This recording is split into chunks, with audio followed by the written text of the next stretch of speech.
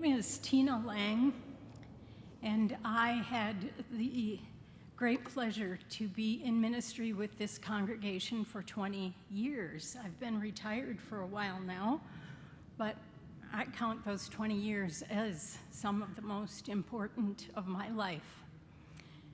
One of the other great pleasures was coming to this congregation already knowing that Judy Lyons was my friend.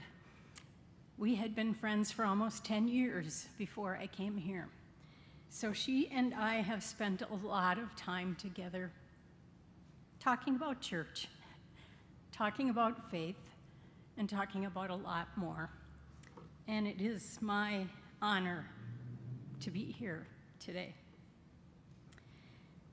Words of grace. That's what I was invited to share, words of grace. How does one convey grace? Sometimes words can help. Surely, grace-filled words will be heard today in the hymns and the readings that Judy selected for this day, and in the message that will be delivered by her son-in-law, and the eulogy delivered by her son. All of those words of grace will be important and meaningful for us. But I'd like to suggest that grace is most effectively conveyed through activity, as it is made manifest in and through lived experience.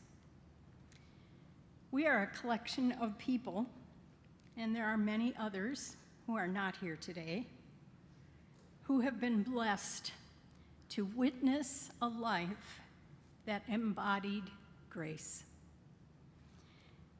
Judy's grace-filled words and actions have informed us, helped to shape us, and they inspire us to choose the posture of grace for our own living. If Judy had been asked to write a succinct statement about her focus for living, something that some people might call a personal mission statement, we know that the words would have been thoughtfully chosen and eloquently articulated. I would never, ever presume to speak for Judy Lyons, but Brian Wren was a masterful poet who wrote many hymns, and those texts were appreciated greatly by Judy. One of those hymns is titled "When Love Comes Home," and we just heard it played beautifully. Thank you, Cheryl. Even though the text of that hymn originated as a hymn for marriage, there's a stanza that in my mind reads like an invitation from Judy to us. I think it also reads as an accurate reflection of Judy's grace-filled life. These are Brian Wren's words. When love has flowered in trust and care, build on both each day, that love may dare to reach beyond home's warmth and light, to serve and strive for truth and right. Love and care and the pursuit of truth and right stretched far beyond the warmth and light of Judy's home, as she was faithfully serving others and consistently working for truth and right. We have heard grace. We have witnessed grace. We have received grace. And today we gather to give thanks and to celebrate a life that was full of grace.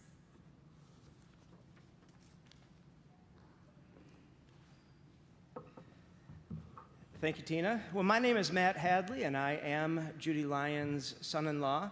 And as I look out at the congregation that's here this day, I see family members, I see friends, I see colleagues, and I see a bunch of people I've never seen before. And that's a good thing. You know, Judy's impact was indeed far-reaching.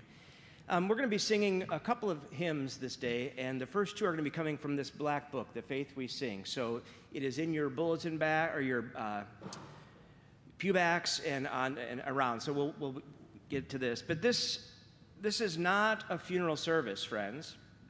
This is not a memorial service. This is a celebration of life. And so I hope that we enter into this time together to really have a celebration of a life that was lived so very well. This space up here is special to me. It's where my wife Janet and I said I do.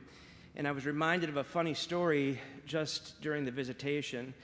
Judy's husband, David Lyons, was the pastor, and he was the one who did the wedding for us.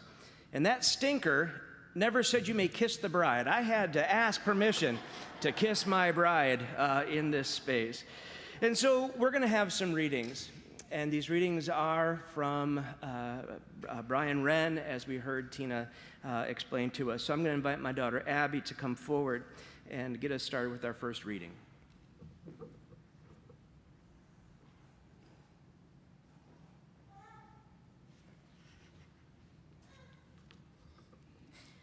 The beyond in the midst of life. How can we name a love deeper than heart and mind, basic to all we know, or think or do, or seek or find? Look at your life, your world, in each familiar face, where joy is found, love's echoes sound, hid in the commonplace. If we awoke to life built on a rock of care that asked no great reward, not firm assured, was simply there, we can, with parents' names, picture, and then adore, love's comic mind, our father's kind, our mother's strong and sure. If in another's arms, closeness and joy astound, and as we live are lost and found, or if by others' trust, shyness, and pride unbend, we glimpse God's ways and hush to praise our lover and our friend. When in a job or task, others with us unite, working at something new to make or do with shared delight. Think how our parents' aims cry to be understood, that small and great conceive, create, and know that life is good.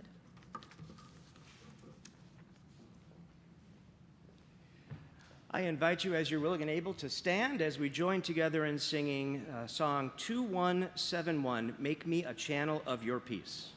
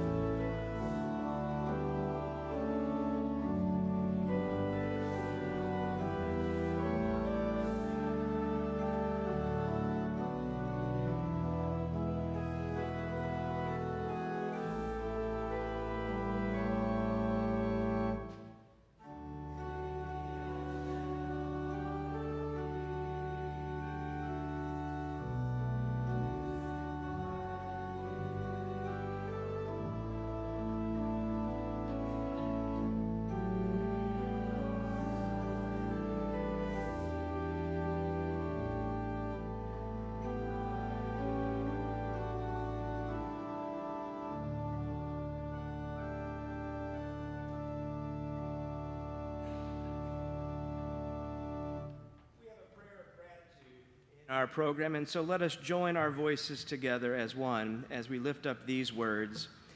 Loving Creator, we give thanks for the life of Judy Lyons, for her compassionate listening and her tireless work for justice.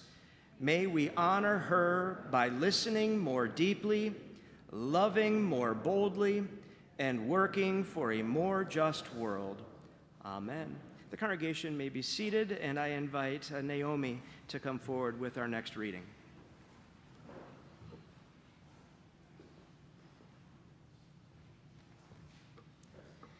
This is a song of love and living. Life is great, so sing about it, as we can and as we should. Shops and buses, towns and people, village, farmland, field, and wood. Life is great and life is given. Life is lovely, free, and good. Life is great, whatever happens, snow or sunshine, joy or pain, hardship, grief, or disillusion, suffering that I can't explain. Life is great if someone loves me, holds my hand, and calls my name.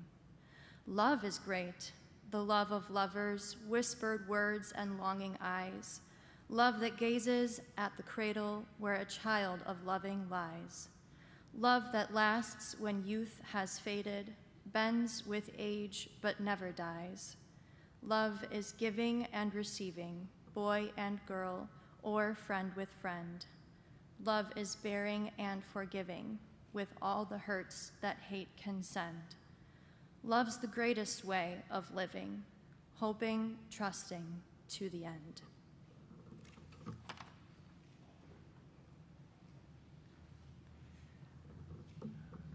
We will now sing 2128, Come and Find the Quiet Center. You may remain seated as we offer this musical offering.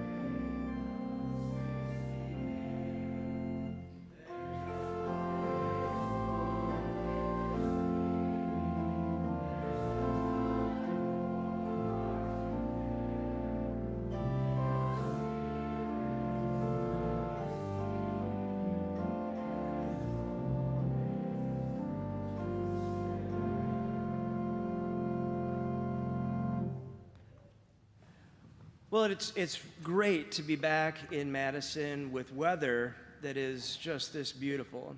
And one of the things I like about downtown Madison is it's a good walking city, right? We walked from the concourse yesterday all the way down to the terrace, Union Terrace, sat out in the sun, watched young people do fun young people things, and but it was great. But you know, when you're walking, sometimes people are walking the other direction. And so I frequently find myself being asked a question in passing. You know, you're walking down the street and somehow you make eye contact with somebody and they say, "Hey, how's it going?" Right? That's polite. That's downright proper. "Hey, how's it going?" I even catch myself saying that sometimes flippantly to others. And if I am being honest, most of the time, I really don't want a genuine answer. Right? No, I'm just trying to fill the silence after the eye contact. And my guess is most people who ask me, "Hey, how's it going?" or "What's up?" They don't really want to know what I have to say either, right? We really don't want to engage. We just want to be polite. And so I'm going to give you a little gift here today. You didn't know you were going to be so blessed, but my answer is when someone says, "Hey, how you doing?" I always say, "Living the dream," and just keep on walking. But you know, the truth is, I'm not always living the dream. And sometimes if I am, it's not a good dream. Life has a way of being real. So here's a second gift for you as you're walking down the street. If you really want to catch someone off guard, maybe even you want to make them feel a little uncomfortable, the next time someone says to you, "Hey, how's it going?" just come to a complete stop. Look them in the eye and say, "I'm glad you asked. I have been struggling with something lately, and I really want to work this through." And then just watch how that person responds to that. Just watch. Most people don't know what to do with that. They'll glance at their watch, they'll shift their weight, they'll suddenly remember that they're late for some appointment on the other side of town. And they respond this way not because they're bad people, but because most of us were never taught how to really stay in those moments. We weren't taught to listen like that. We don't know what to do with that, but Judy did. Judy did. Judy offered the gift of being heard. When Judy asked someone how they were doing, she really wanted to know, "How are you? How are you doing?" When you spoke with her, you always walked away knowing that you indeed had been heard. And friends, that's a rare thing. That's a rare thing because there's a difference between hearing someone and listening to them. Hearing can be easy, it seemingly just happens, but listening, real listening, takes intention. It takes patience. And when someone gives you that gift, you know that you have been truly heard. It takes putting aside our own thoughts just long enough to make room for someone else's. Judy did that. She did that. You knew that you were being offered the gift of really, truly being heard. And it wasn't just her listening, it was her questions. Anyone in this room ever have Judy ask you a question and you're like, "Oh boy, it's about to get real"? Right? It was her questions, and there was something about the way she asked these questions. Judy asked them gently, with curiosity, never ever forced. And because of the way these questions came to us, they would unlock things within us, wouldn't they? She didn't rush you. She didn't fix you. She didn't jump in with her own story before you had finished yours. She just stayed with you in that space. And in that space, something happened. You know, in a conversation with Judy, you might find yourself saying something real, something raw, something true, but also something freeing, something that maybe you didn't even know you were carrying, something you didn't even have words for until that moment in talking with Judy. My beautiful wife of 34 years, Janet, always used to say she loved just being in the room, listening to Judy and I talk. And she said she loved that because when I was having conversations with Judy, Janet was learning something new about her husband. And I think that that was true.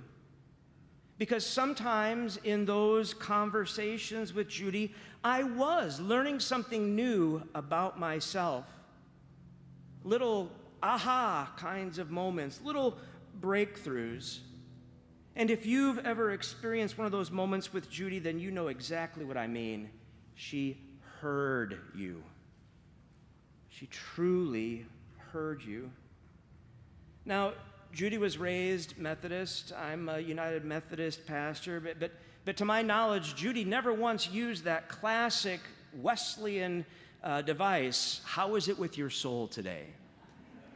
I'm not sure I ever heard her use that language, but in essence, she was always asking it. How is it with your soul? How is it with you right now? Not just once, but over time. Not just with words, but with genuine presence. And maybe that's why people trusted her. Because she didn't just want the easy answers. She made it feel safe to give the honest ones. In the Gospels, when we look at the life of Jesus of Nazareth, we kind of think of him as just a great revolutionary teacher, and of course he was. But one of the most powerful things about this Jesus of Nazareth is how he listened and who he listened to. He listened to people that others would ignore. He saw the unseen. He touched the untouchable. He made people feel like they mattered. There's a story in the Gospels where a man cries out to Jesus for help, and before anything else happens, Jesus stops and asks him a question. Not because Jesus didn't know the answer, but because he knew the man needed to be heard. He needed to receive the gift of being heard. And in so many of these stories, transformation doesn't begin with Jesus' speaking. It begins with him listening. And in doing so, creating space, hearing deeply, responding personally. And Judy did that too. It was one of her great spiritual gifts.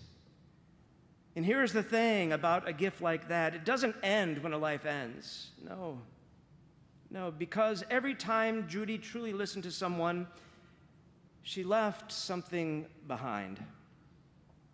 She left behind a little more courage to be honest, a little more freedom to be real, a little more willingness to ask someone else, not just, "Hey, how's it going?" but "How are you? Really? How are you?" And maybe you've already seen it. Maybe you've caught yourself slowing down with someone, listening a little longer than you normally would, asking one more question instead of just moving on. That's Judy. That's her. That's her influence still at work. So maybe one of the best ways we can honor Judy is to live a little bit differently because she lived. To slow down just a little bit, to look someone in the eye, to ask and actually mean it, "How are you doing?" And then to stay long enough to hear the answer, you offering to another of God's children the tremendous gift of being heard. Because when we do that, we are not just remembering Judy, we are continuing her work. We are extending her kindness. we are living out the gift that she gave us. And in that way, she is still very much with us. Amen.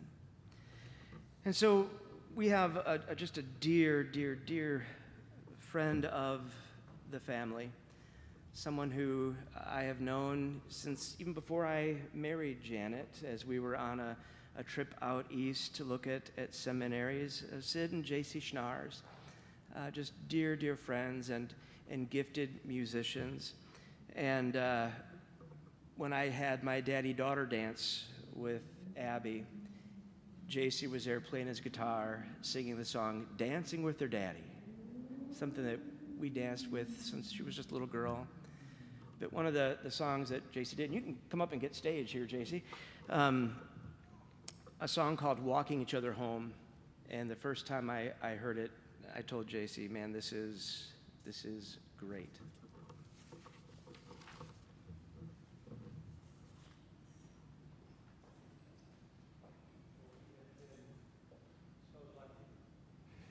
In that we've been able to sing for Judy for over 50 years. And it's an incredible honor to be invited to come and sing for Judy once again.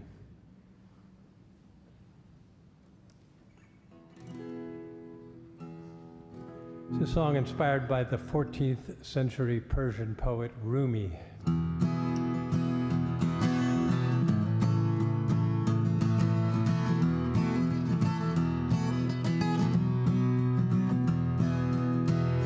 We are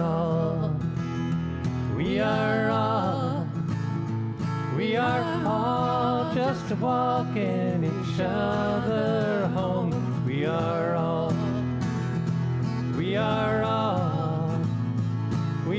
all just walking each other home. Young and old, rich and poor.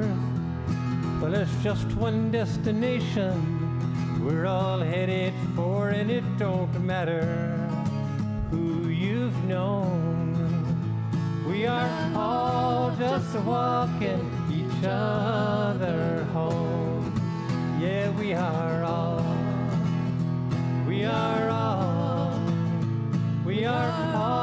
just walking each other home. We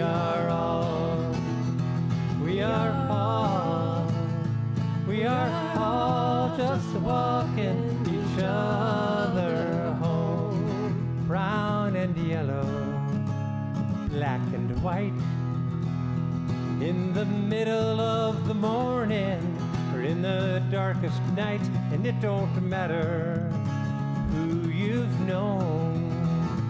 We are all just walking each other home. And with all the ones we've loved who went before, and with all those precious little ones whom we adore, and with all the many millions that we may never know, we are all just walking each other home. Please yeah, sing. we are all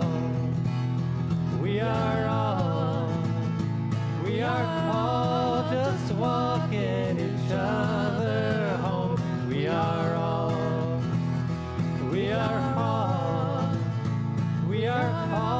just walking each other home. We are all just walking each other home. Thank you for Judy.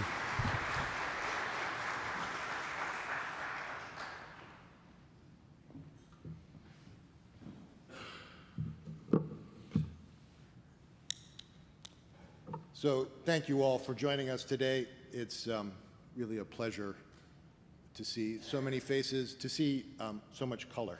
Thank you for paying attention to the directions. I missed the memo myself, although the tie's a little more colorful than it might otherwise be. But thank you all for joining us today to celebrate the life of my mother, who genuinely, I believe, you will probably all know, thought that each life, all life is, in fact, full of color and worth celebrating every day that you have the opportunity to do so. As a wife, as a mother, as a counselor, as a teacher, and as a person, she not only felt that life had color, but that it could always be better. And she did, in fact, listen well. But my experience was a little bit different because she spoke with some ferocity as well,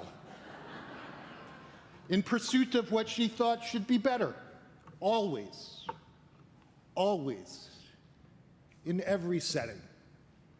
She was, I think, the most fiercely brave person that I have actually ever met, always in pursuit of what could be better. It isn't easy to change things for the better, and she was utterly undaunted by that. In fact, she knew it was hard, but she felt that you changed the world around you by living and by speaking what is hard. When she must have been 18, she left Minnesota to move to Ohio to go to school. Now, going to school per se wasn't completely out of the question, but moving to Ohio from Minnesota absolutely was. Worse, when she got to Ohio, she fell in love with a boy and moved to New Jersey, for crying out loud. Now, my grandmother, her mother, also a woman who held strong opinions and was not incapable of sharing them at times, I suspect didn't approve of this. In fact, I know, family lore being what it is. I know, did not approve, but my mother knew that was the right decision in the moment. And despite the fact that no one would think that a 19-year-old leaving school to follow a boy to New Jersey could possibly be a good idea, it will never last. It lasted for as long as my father was alive. Never apart. That was the first Madison, actually, in her life. My mother's life is a life of Madisons. And that was the first, Madison, New Jersey. Brave in the face of what she knew she needed to do, what was right in the world, what would make the world better for her, for my father, and for the path she saw ahead of her. At the end of that time, they moved back to Ohio for my father's first church. And because apparently the district superintendent was a little hard of hearing, instead of arriving in LaGrange, a cute little Perry college town, they ended up in Granger, Ohio, which is in the middle of a cornfield, about as far from civilization as you could possibly get. But from my mother, she was undaunted. And for a couple of years, she was a teacher, and then she had me, and she left the paid workforce to be a full-time mother. Moving to the second Madison in her life, and because she took things very seriously, she reached out at one point to one of the companies at the time who said, if you tell us how much money you spend in any given week on food, we'll send you recipes. And my mother, being a wise woman, said that would be helpful. If I didn't have to think of the recipes, I just had to cook them. And so she sent in her budget and quickly got a message back that said, we're sorry, you can't actually feed a family of 4 on that little money, which was news to my mother, and undaunted, she moved forward because she knew she could do it. She did, in fact, raise a family of 4 on exactly that budget, and in fact put money aside for other things that we might need. Absolutely undaunted. I'll tell you, she was a little bit structured. When I was a child, she was pretty determined that nap time was nap time. And I don't, having been a little young at the time, don't remember exactly what time nap time was, but nap time was nap time. It was not to be toyed with. And one day I was tired and ready for nap, but it wasn't nap time. And so it wasn't nap time. Well, biology being what biology is, it was nap time. And I slept on the tile in the front hallway of our home. My mother, for the rest of her life, reviewed over and over again that episode and honestly every decision she ever made as a parent, sure that she could learn lessons and pass them on about how to make decisions in new and better ways. Now, I don't even remember this story, except that it was told to me, and because my mother asked me endlessly whether or not I was damaged by this event,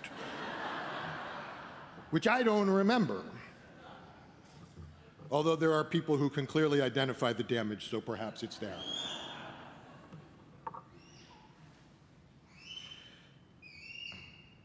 After a few years in the second Madison in her life, Madison, Ohio, my father had the opportunity to finally move to the job that he'd wanted from the start. A church in a small Ohio town that was a college town. This was his dream. And I don't know how many of you have ever been in the process of a church selecting a pastor and a pastor sort of selecting a church, but it's an interview. At least in the Methodist church, it's an interview. And so my parents went together to the interview for Asbury United Methodist Church in Delaware, Ohio, the church of my father's dream. And it was all going swimmingly. My father, who, any of you who knew him, was a very articulate man, could talk his way out of anything. And so it was all going actually tremendously smoothly. And then one of the women on the search committee, Ruth Davies, any of you from Delaware probably know who Ruth Davies was, a remarkable human being in her own right, but also one of strong opinions, turned to my mother and said, "Judy, how do you see yourself functioning as the minister's wife?" And my mother, God bless her, having the hard conversations, without hesitation, turned to Ruth Davies, knowing what was on the line, and said, "You're hiring David, not me." Speaking truth to power. That was my mother. Thankfully, it wasn't a deal breaker, and Ruth Davies actually became a lifelong friend, which I think is actually pretty emblematic of my mother, because she would, in fact, have those moments, and at the other side of it, you would be bonded in a whole new way with who she was and what she was. She did, in fact, listen, but she also spoke. She spoke with bravery because she knew the world could and should be better. And she was nobody's wife in that sense. She was her own person. When I got to high school, maybe 10th grade, she returned to the paid workforce, working in admissions for Ohio Wesleyan in this lovely college town where I was raised. My dad's dream job. And actually, as it turns out, admissions was sort of my mom's dream job, is talking to young people all day long about their future and helping them to make wise life decisions. Before she was a counselor, she was a counselor. She loved that job. The university changed presidents, and the president changed directions, as presidents do, and said, "Judy, we gotta admit more students, and we gotta admit different students." And my mom said, God bless her, "No. If you think that's important, you can get another director of admissions." Now, she's not dumb, and she'd spent a lot of years with my father at that point, so she knew how to negotiate. This was at a point in the admissions cycle where switching the director of admissions was not a possibility. But she was fired the following year because she stood her ground. Now, right decision, wrong decision, I don't know. For her, it was the right decision. It was the right thing to do, and she was unafraid to speak that truth. It cost her her job, changed her whole life's direction. Whole life's direction, maybe a little strong, but definitely changed her life's direction. She was never an admissions counselor again. She became, as many of you know, a counselor, went back to school, got her master's in marriage and family therapy, family and marriage therapy, FMT, MFT. Geez, I talked to her every Sunday for 25 years, and I still don't know which way her degree goes. Anyway, she became a marriage and family therapist. Oh, my goodness. She became a marriage and family therapist. Part of that training was a family genogram where you sketch out not the genetics, but like all the psychosocial mess of your family on a genogram, which is, that's my mother's nirvana. So she, in the midst of her enthusiasm for this, took that to a family holiday dinner. And everybody in her family engaged in a discussion at the family holiday dinner of their family genogram. Not because she wanted to make a big issue, but she truly felt it was important that you address, identify, and deal with the issues that that sort of exercise comes up with. Now, my grandfather and my grandmother were not genogram people. I'm not saying the conversation went well, but it is very much in keeping.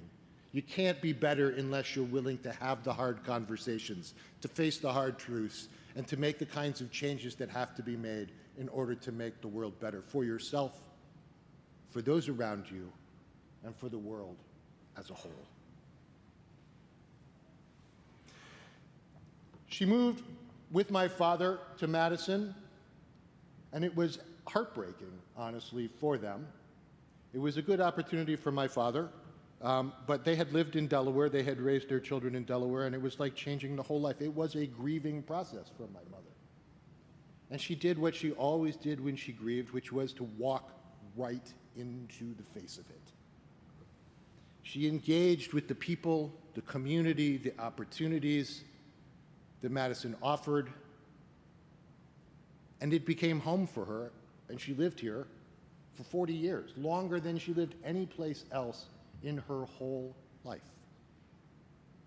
So long that when my father retired and could move anywhere in the world, and honestly I think was all done shoveling snow, my mother said, no, we will be retiring someplace where there is at least one blizzard every year. Now, I don't know if that's exactly a hard conversation per se, but she knew what she needed, and she knew what would make her happy, and she knew that she needed to say that out loud. This was now her home because it had what she needed and what she wanted. And yes, a blizzard was a piece of it, but it had community. It had family. It had friends. And this was now home for her. And she knew this was where she needed to be.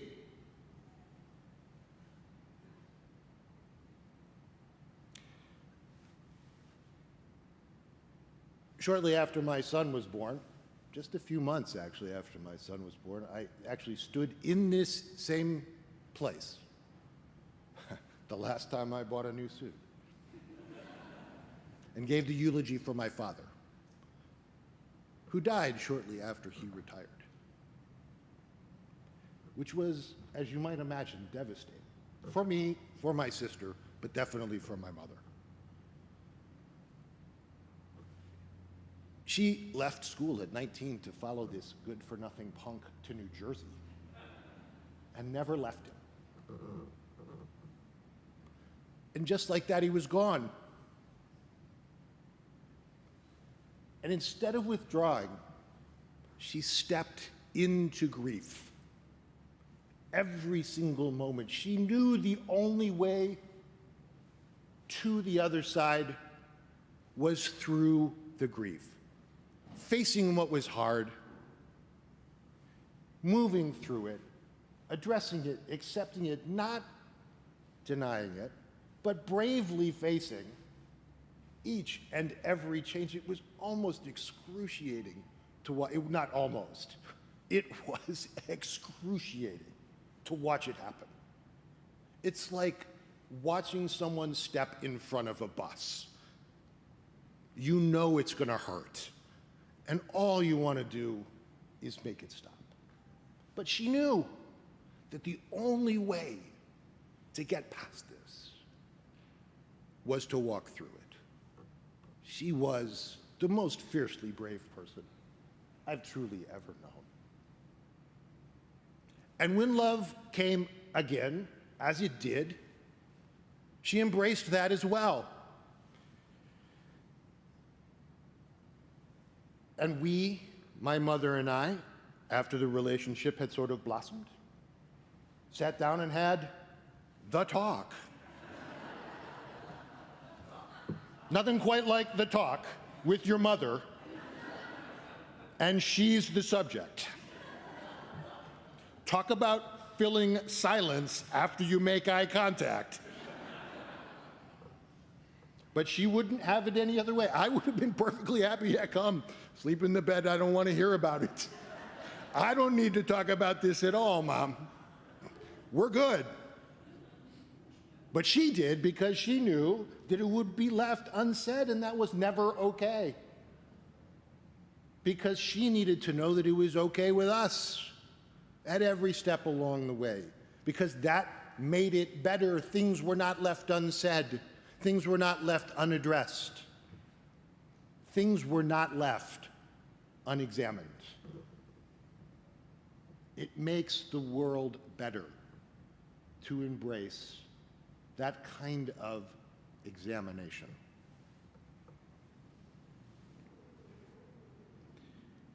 In the end, as her time was nearing, she made the same kinds of decisions about what she was going to do and when she was going to do it and how she was going to do it. And I think she went out exactly the way she would have chosen to do so. She had lived a full life. She had had her time. And she knew how she wanted to go. And she decided, this is it. There is not another step. And she was done.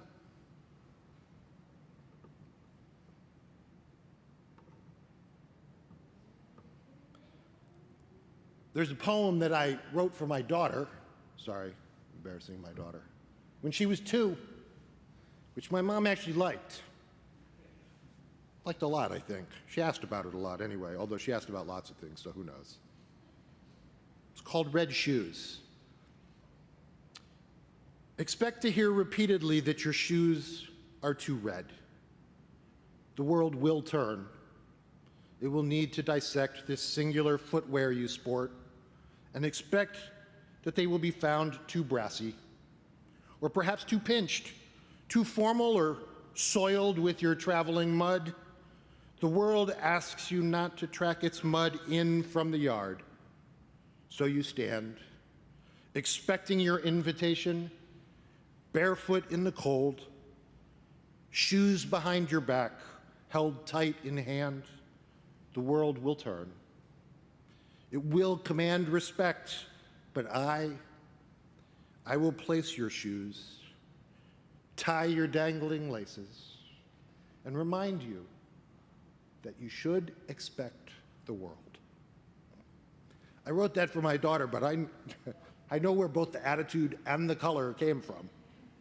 That's straight from my mother, crossing the generations. On February 6th, at about 1 in the morning, yes, 1 in the morning, a little old, details are fading, on a night that was supposed to be completely clear, my mother took her very last breath, and it snowed. At that moment. And as they took her out of her home for the very last time, it stopped. She changed the world.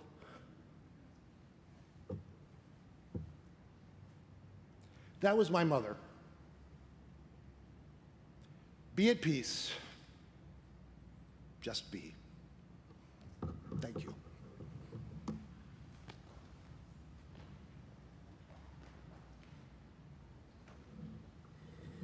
I invite you, as you're willing and able, to stand. And in our red hymnals, hymn number 560, help us accept each other.